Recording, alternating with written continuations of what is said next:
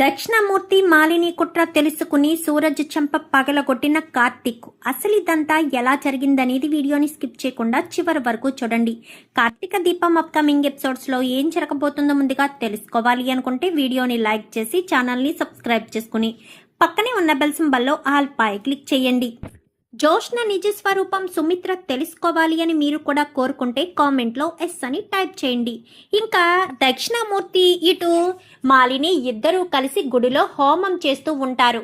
ఇంకా సుమిత్ర, శివన్నారాయణ, కార్తీకు, దీప, సూరజు, అలాగే జోష్న, పారిజాతం వీళ్ళందరూ కూడా అదే గుడికి వెళ్లడంతో దక్షిణామూర్తిని చూసి ఒక్కసారిగా షాక్ అవుతాడు శివన్నారాయణ. వీళ్ళు చూస్తున్నారని తెలిసే దక్షిణామూర్తి అక్కడ వీళ్ళ పేర్లని చెప్తాడు. సుమిత్ర, దశరథు, జోష్న పేర్ల మీదే వాళ్ళ కుటుంబం బాగుండాలని ఈ హోమం జరిపిస్తున్నాను అని చెప్పి వాళ్ళ పేర్లు చెప్పి పూజారి గారిని మంత్రాలు చదవమని చెప్పడంతో ఇంకదంతా చూసిన శివన్నారాయణకు చాలా కోపం వస్తుంది. 2 అడుగులు ముందుకు వేయబోయేసరికి, తాత ఇది గుడి, మన పరువే పోతుంది, మనం గుడికి వచ్చిన సంగతి చూసుకుందామని అక్కడి నుంచి కాస్త వేరే దారంట వెళ్ళిపోయేసరికి వీళ్ళిక్కడ పూజ చేస్తున్నారన్న విషయం ఎవరికీ తెలుసా? నాకు తెలిసి ఏదో తేడా కొడుతుందని అనిపిస్తుంది. నా 6th సెన్స్ నాకు హెచ్చరిస్తుంది.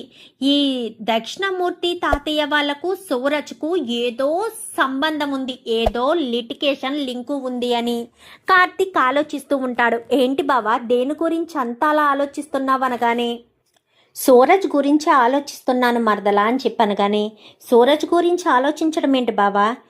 సూరజ్ మీద ఇంకా నీ అనుమానం తీరలేదు? అది ఎప్పటికీ తీరదు దీప, నాకు చాలా అనుమానంగా అనిపిస్తుంది. అసలు మనం ఈరోజు గుడికొచ్చే ప్రోగ్రాం లేదు, కానీ సూరజ్ చెప్పడం వల్లే కదా మనం ఈరోజు గుడికొచ్చాము. ఇక్కడ ఇదే సమయానికి వీళ్ళు హోమం జరిపించడం ఏంటి?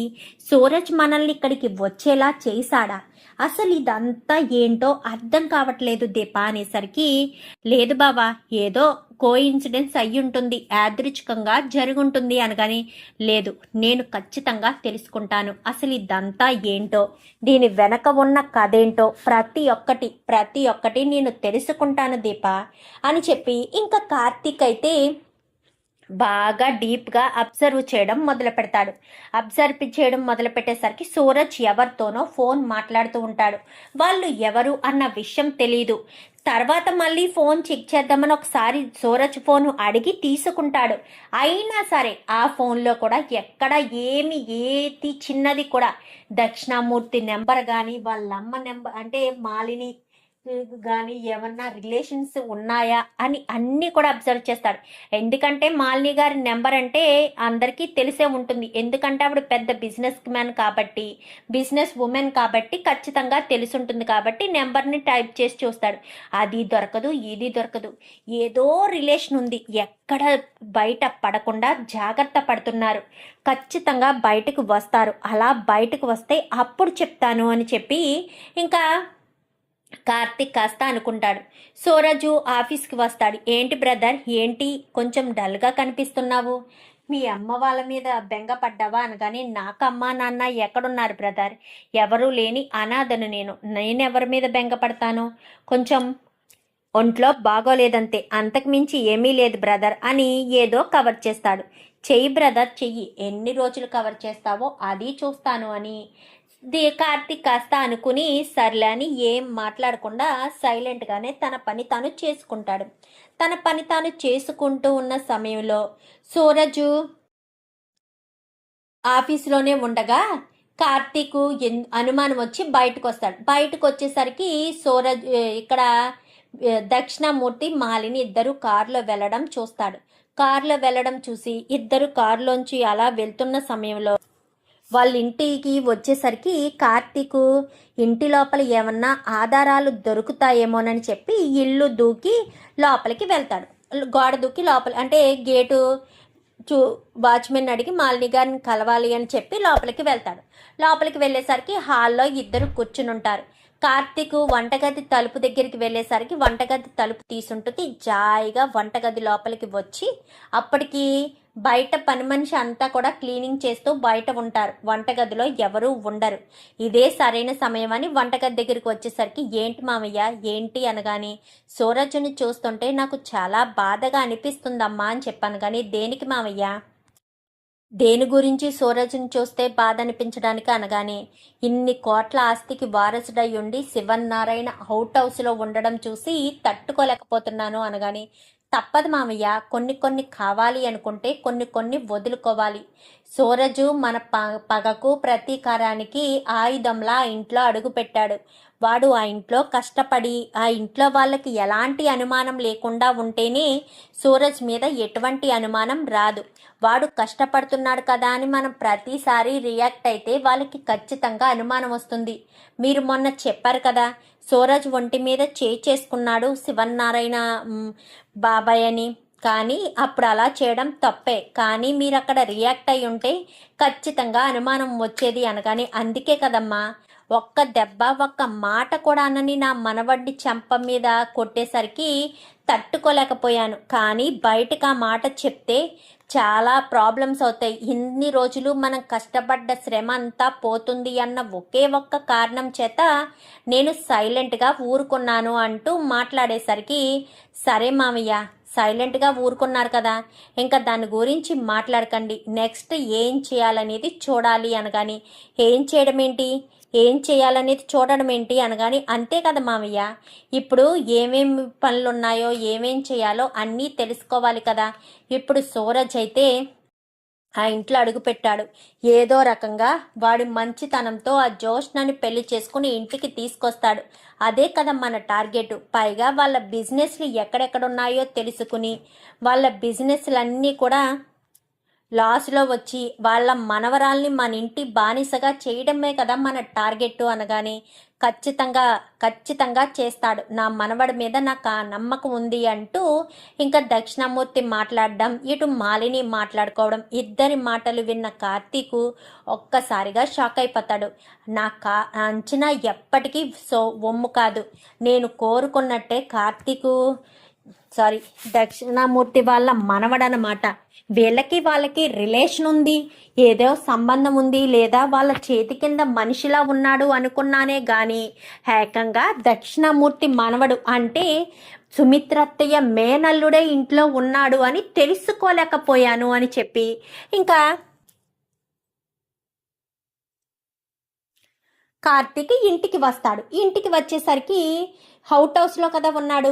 అవుట్ హౌస్ దగ్గరికి వెళ్ళి హాయ్ బ్రదర్ అని చెప్పాను. కానీ హాయ్ బ్రదర్, ఇప్పటి వరకు ఎక్కడికి వెళ్ళిపోయావు బ్రదర్? ఆఫీసు వదిలే సమయానికి కూడా నువ్వు లేవు, కనిపించలేదు. దీపగారే వెళ్ళిపోయినట్టున్నారు అనగానే అవును, నాకు చిన్న పనుండి బయటికి వెళ్ళాను, అందుకే ఆలస్యమైంది అనేసరికి అవునా బ్రదర్, పని మీద బయటికి వెళ్ళావా? మరి వెళ్ళిన పని అయ్యిందా అనగానే ఖచ్చితంగా అయ్యింది, సక్సెస్ఫుల్గా అయ్యింది బ్రదర్, ఇక్కడ కూర్చోవచ్చా అనగానే అయ్యో బ్రదర్ అలా అంటావేంటి, ఇది మీ తాతయ్య గారి అవుట్ హౌస్, నేను ఇక్కడ కేవలం గెస్ట్గా ఉంటున్నానంతే, మీరిక్కడ కూర్చోవచ్చా అని నన్ను పర్మిషన్ అడుగుతారేంటి బ్రదర్ అనగానే పర్మిషన్ అడగాలి కదా, ఎందుకంటే మీరు ఇంటి మనవడు కదా అంటూ చెప్పడంతో ఒక్కసారిగా షాక్ అయిపోతారు. ఏంటి ఏంటి బ్రదర్ ఏం మాట్లాడుతున్నావు, నేను ఇంటి మనవడినేంటి అనగానే హే బ్రదర్ నీకు తెలీదా, నువ్వు ఇంటి మనవడికే కదా, సుమిత్ర అత్తయ్య మేనల్లుడివే కదా అని చెప్పాను. కానీ ఏంటి బ్రదర్ జోక్ చేస్తున్నావు అనగానే చెంప పగలగొడతాడు. ఇంకా ఎందుకు నా ముందు నటిస్తున్నావు, నువ్వు ఆ మాలిని గారి కొడుకువే కదా, దక్షిణామూర్తి గారి మనవడవే కదా అని చెప్పాను. కానీ ఒక్కసారిగా షాక్ అవుతాడు. అది మీరు ఎవరిని చూసి ఎవరనుకుంటున్నారో మీరు తప్పుగా అర్థం చేసుకుంటున్నారని. కానీ ఏంటి బ్రదర్ ఏం మాట్లాడుతున్నావు, నేను తప్పుగా అర్థం చేసుకుంటున్నానా, నేను తప్పుగా అనుకుంటున్నానా? నేనేమి తప్పుగా అనుకోవట్లేదు, వీడియో చూపించాలా 1 మినిట్ అంటూ తన ఫోన్లో తీసిన వీడియోని కాస్త చూపిస్తాడు. వీళ్ళిద్దరూ మాట్లాడుకున్నారు కదా, ఆ మాటలన్నీ కూడా కార్తీక్ వీడియో తీసి ఆ వీడియోని కాస్త సూరజ్కి చూపించడంతో ఒక్కసారిగా సూరజ్ షాక్ అయిపోతాడు.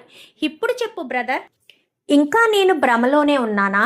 ఇంకా నేను అది అబద్ధమని అనుకుంటున్నానా? ఇంకా నువ్వు నన్ను మోసం చేయాలని అనుకుంటున్నావా? నిజం చెప్పు. నువ్వు నిజం చెప్పక్కర్లేదులే. ఈ ఒక్క వీడియో తీసుకెళ్ళి మా తాతకు చూపిస్తే చాలు.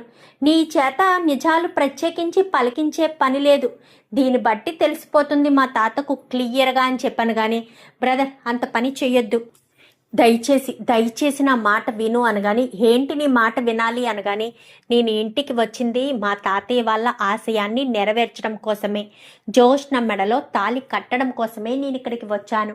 ఎందుకంటే 2 కుటుంబాలు విడిపోయాయి. మా అత్త అంటే మా తాతకు చాలా ఇష్టం. మా అత్త మీద ఎంతో ప్రేమను పెంచుకున్నాడు మా తాత. కానీ వాళ్ళిద్దరికీ, ఆ తాతయ్యకి ఈ తాతయ్యకి మనస్పర్ధలు ఎలా వచ్చాయో నాకైతే తెలియదు. కానీ తాతయ్యని వదిలి అత్త వచ్చేసింది. అత్తను వదిలి తాతయ్య ఉండలేకపోతున్నారు. కొడుకు దూరమైపోయాడు. అంటే మా డాడీ దూరమైపోయారు. కూతురైనా దగ్గర అవ్వాలని చివరి క్షణాల్లో ఇదంతా చూసుకున్నాను. పైగా నాకు మరొక విషయం కూడా తెలిసింది. మా తాతయ్యకి రక్తం ఇచ్చి కాపాడింది శివన్నారాయణ తాతయ్యనంట కదా. ఆ విషయం కూడా నేను తెలుసుకున్నాను అనేసరికి, అన్నీ తెలుసుకునే వచ్చావన్నమాట. అవును బ్రదర్, అన్నీ తెలుసుకునే వచ్చాను. తెలుసుకునే ఇంట్లో అడుగు పెట్టాను. నీలాంటి తెలివైన వాడికి నేను దొరికిపోతానని తెలుసు. ఈరోజు కాకపోతే రేపైనా సరే నేను దొరుకుతానన్న విషయం నాకు తెలుసు. తెలిసే నేను ఎన్ని రోజులు సైలెంట్గా ఉన్నాను. నీకు తెలిసిన రోజు నిజం బయట పెడదామని. ఎప్పటికప్పుడు నీకు నిజం చెప్పాలనుకున్నాను. కానీ చెప్తే నువ్వు ఎలా రియాక్ట్ అవుతావో, నన్ను ఇంట్లో ఉండనిస్తావో, ఇంట్లోంచి బయటకు గెంటేస్తావో నాకు అర్థం కావట్లేదు. కానీ ఇంట్లో హెల్ప్ చేసేది మాత్రం నువ్వే అని నాకు క్లియర్గా తెలుసు బ్రదర్ అని చెప్పనేసరికి, మరి తెలిసినప్పుడు నాకు నిజాలు చెప్పాలి కదా. నా దగ్గర నిజాలు దాగివ్వాల్సిన అవసరం ఏముంది? నన్ను ఎందుకు మోసం చేయాలనుకున్నావు అనగానే, బ్రదర్, నిన్ను మోసం చేయాలనేది నా ఉద్దేశం కాదు. అసలు మోసం కూడా చేయాలని అస్సలు అనుకోలేదు. నా మాట నమ్ము, అర్థం చేసుకో, అంతే తప్ప వేరేలా అర్థం చేసుకోవద్దు. నేను ఏం చేసినా మంచి కోసమే చేస్తాను. మంచి గురించే ఆలోచిస్తాను. దయచేసి అర్థం చేసుకుని నా గురించి ఆలోచించు. నేను ఇదంతా 2 కుటుంబాలు కలపడం కోసమే చేశానే తప్ప వేరే ఉద్దేశం కాదు అనగాని, మరి అలాంటి తప్పుడు మీ తాత అంటున్నాడు కదా, మావి ఎక్కడెక్కడ ఏ బిజినెస్లు ఉన్నాయో, ఏ రెస్టారెంట్లు ఉన్నాయో వాటన్నింటినీ కూడా లాక్కోవడానికే ప్రయత్నిస్తున్నారు కదా, మరి దాన్నేమంటావు అనగాని, అది వాళ్ళు బిజినెస్ గురించి, నేనైతే 2 కుటుంబాల గురించే. ఇప్పటికొచ్చి మా తాతయ్యకి నేను ఒక్క ఇన్ఫర్మేషన్ కూడా ఇవ్వలేదు. అడిగినా కానీ నాకెక్కడ ఏమీ దొరకడం లేదు, ఏమి యాక్సెస్ లేవు, అన్నీ సీక్రెట్గా మెయింటైన్ చేస్తున్నారని చెప్పుకొచ్చాను. ఇప్పటికొచ్చి వాళ్ళకి ఎలాంటి ఆధారం కూడా దొరకనివ్వలేదు. అర్థం చేసుకో బ్రదర్, నేనేమీ తప్పు చేయడం లేదు. మీరు నన్ను అర్థం చేసుకోకపోతే ఎవరు కూడా నన్ను అర్థం చేసుకోలేరు బ్రదర్. ప్లీజ్ బ్రదర్, మీ సహాయంతో నేను ఇదంతా సాధించగలను. మీరే గనక నాకు సహాయం చేయకపోతే ఇంకెవరు నాకు సహాయం చేస్తారు? అర్థం చేసుకో బ్రదర్ అంటూ ఇంకా బ్రతిమలాడేసరికి, సరే, జోష్న పొగరు అనగొట్టే పెళ్లి చేసుకోవాలి. జోష్నకు బలవంతంగా పెళ్లి చేసుకోవడానికి వీల్లేదు. తను నిన్ను ప్రేమించడమో లేక నువ్వు ఏం చేసి జోష్నను పెళ్లి చేసుకోమని అడుగుతావో నీ ఇష్టం.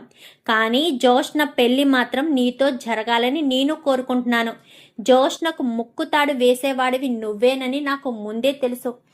కానీ ఆ భగవంతుడు మీ ఇద్దరిని ఇలా కలపాలని రాసుంది కాబట్టి మీ ఇద్దరు ఇలా కలిశారు అంటూ మాట్లాడేసరికి, నీ సహాయం చేస్తావు బ్రదర్ అనగాని, సహాయం చేస్తాను, కానీ ఎక్కడా నేను నీకు సహాయం చేసినట్టు తెలియకూడదు.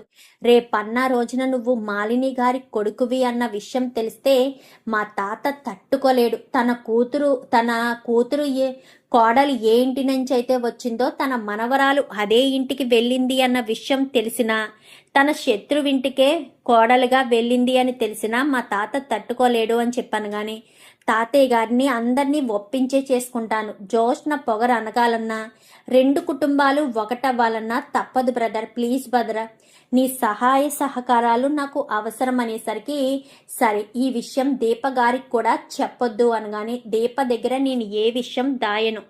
ఏ విషయం అయినా సరే దీపకు నేను చెప్పాల్సిందే. చెప్పకుండా నేను ఉండను అనేసరికి, అది కాదు బ్రదర్, దీపగారికి చెప్తే దీపగారు అస్సలు తట్టుకోలేరు, సో అందుకని వద్దు బ్రదర్, ప్లీజ్ బ్రదర్ అని చెప్పాను. కానీ సరే దీపకు చెప్పొద్దు అంటున్నావు కాబట్టి చెప్పను, సరేనా? ఇంకా నువ్వు దాని గురించి ఆలోచించుకు. పదే పదే దాని గురించి ఆలోచించినా వేరే ఏదైనా చేసినా మళ్ళీ ఇబ్బంది కలుగుతుంది అనేసరికి, అర్థమైంది బ్రదర్, నాకంతా అర్థమైంది. కానీ దీపగారికి మాత్రం ఈ విషయం గురించి చెప్పొద్దు బ్రదర్, చెప్తే దీపగారు మళ్ళీ వేరేలా అనుకుంటారు, నన్ను తప్పుగా అనుకుంటారు అనగాని నిన్ను తప్పుగా అనుకునేది ఏమీ ఉండదు. అయినా నేను కనుక్కుంటాను దీపని, ఎట్టి పరిస్థితుల్లో ఏమీ కాదు అనేసరికి, వద్దు బ్రదర్, దీపగారికి చెప్పొద్దు, తర్వాత మీరు వీలు చూసుకుని చెప్పండి.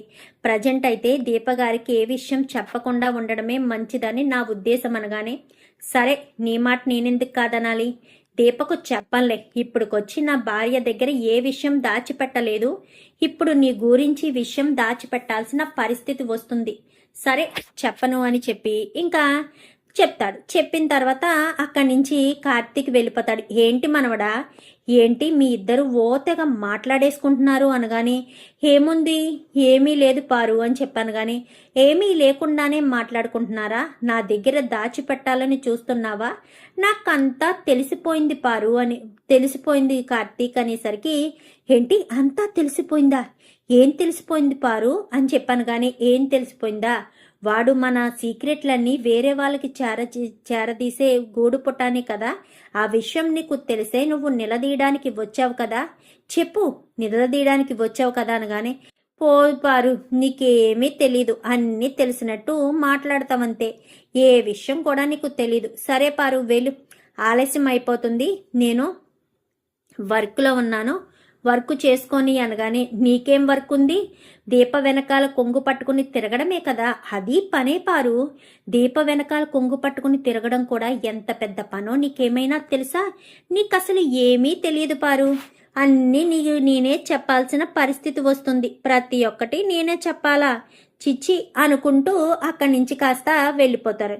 వెళ్ళిపోయేసరికి అమ్మయ్య, పారు ఏమీ వినలేదు కాబట్టి సరిపోయింది, లేదంటే ఎంత పెద్ద ఇష్యూ అయ్యుండేదో, పారు వినకుండా ఉండడమే మంచిదైందని కార్తీక్ కాస్త ఇంటికి వెళ్ళిపోతాడు. ఇంటికి వెళ్ళిపోయేసరికి దీపకు చెప్పాలా వద్దా, చెప్పొద్దనేమో చెప్పాడు, ఇప్పుడు చెప్తే ఏమంటుంది, చెప్పకపోతే ఏమంటుంది అన్న ఆలోచన మీదకు వస్తుంది కార్తీక్. అయితే సరే చెప్దామా వద్దన్న ఆలోచన పక్కన పెట్టి ముందైతే ఏదో ఒకటి చెయ్యాలి అని ఆలోచిస్తూ ఉంటాడు కార్తీక్. ఇంకా అలా ఆలోచిస్తూ ఉండగానే జోష్నను పడేయాలనే కదా ప్రయత్నం చేస్తున్నారు. జోష్నను ఏదో రకంగా మాయ చేసి మభ్యపెట్టి తన మరుసటి రోజు ఉదయాన్నే జోష్న షర్ట్ చింపేసింది కదా, సో షర్ట్ చింపేసినందుకు గాను చిరిగిపోయిన షర్ట్ వేసుకుని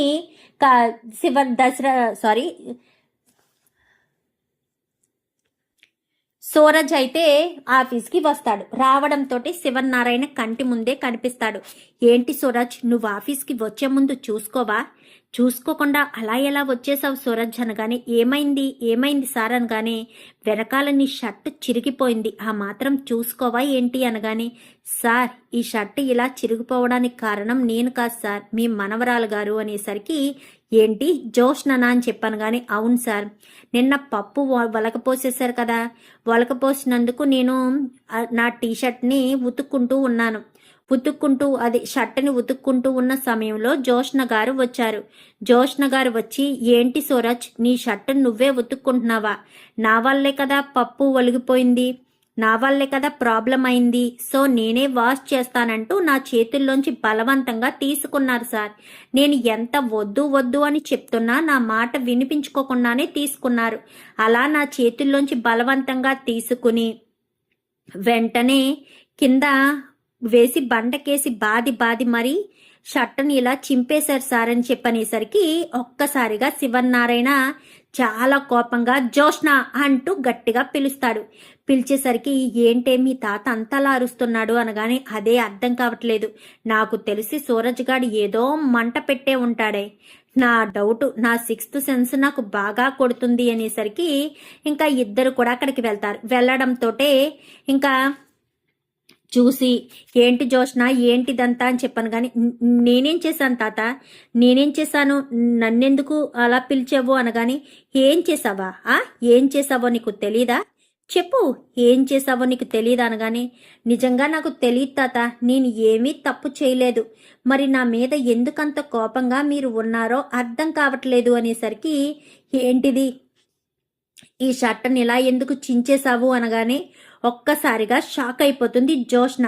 వీడు ఈ షర్ట్ వేసుకుని వచ్చాడేంటి, నిన్ననే కదా ఈ షర్ట్ వేసుకుని వచ్చాడు, మళ్ళీ ఇదే షర్ట్ వేసుకు రావడం ఏంటి, వీడు నన్ను కొంప ముంచేటట్టున్నాడు, వీడు నన్ను బ్రతకనివ్వడు అని చెప్పి మాట్లాడేసరికి, ఏంటి ఏం మాట్లాడవేంటి, చెప్పు చెప్పు ఏం మాట్లాడకుండా సైలెంట్గా ఉంటావేంటి అనగానే, అది తాత అని చెప్పాను. కానీ ఏంటి జోష్న, ఏంటి నువ్వు కాదా నేను షర్ట్ ఉతుక్కుంటే వచ్చావు కదా, పైగా మీ గ్రానీని కూడా తీసుకుని వచ్చావు కదా, తీసుకుని వచ్చి మీ గ్రానీ నువ్వు ఉండగానే నా షర్టుని ఇలా చింపి పడేశారు, పైగా ఏం తెలియదు అన్నట్టు మాట్లాడతావేంటి అంటూ మాట్లాడేసరికి, ఏంటి నేనా అనగానే, మీరు కూడా వచ్చారు కదండి, మరి మీరు సైలెంట్గా ఉంటారేంటి, ఇద్దరు వచ్చారు సార్, ఇద్దరు వచ్చే నేను ఉతుక్కుంటుంటేనే నా చేతిలోంచి తీసుకున్నారు, కావాలంటే వీడియో చూడండి అంటూ వీడియోని కాస్త చూపిస్తాడు.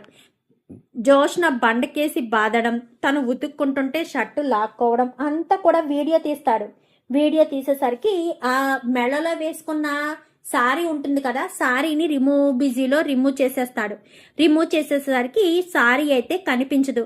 తాత అబద్ధం చెప్తున్నాడు తాత అని చెప్పాను. కానీ నోర్మి, నువ్వు మారవా, ఇంకా ఏం చేద్దాం అనుకుంటున్నావు జోష్న, ఇంకా ఏం చేసి పాపం అబ్బాయిని ఇబ్బంది పెట్టాలనుకుంటున్నావు, తప్పు జోష్న, అలా చేయడం చాలా పెద్ద తప్పు, అయినా తను ఎంతో చక్కగా ఉంటున్నాడు, చక్కగా అన్ని పనులు చేసుకుంటున్నాడు, అయినా సరే నువ్వు ఇలా చేయడం అస్సలు మంచిది కాదు, తప్పు చేస్తున్నావు జోష్న, చాలా పెద్ద తప్పు చేస్తున్నావు అనగానే, నేనేం చేయలేదు తాత అని చెప్పనేసరికి, నువ్వు చేయకపోతే ఎవరు చేస్తారు, తనేమన్నా కావాలని చేసుకున్నాడా ఏంటి, తనేమి కావాలని చేసుకోలేదు కదా, మరి అలాంటి తప్పుడు నువ్వు చెయ్యలేదు అంటూ ఎలా చెప్పగలుగుతావు అని చెప్పాను. కానీ లేదు తాత, నేను నిజంగా ఏ తప్పు చేయలేదు, కావాలని నన్ను ఇరికించడానికే ప్రయత్నం చేస్తున్నాడు అనగానే, లేదు నేను ఏమీ ప్రయత్నం చేయడం లేదండి, నేనే తప్పు కూడా చేయలేదు, కానీ తనే జోష్ననే నన్ను ఇలా ఇరికించి నన్ను బాధ పెట్టాలని చూస్తుంది, నేను ఏ తప్పు చేయకపోయినా అని చెప్పాను. కానీ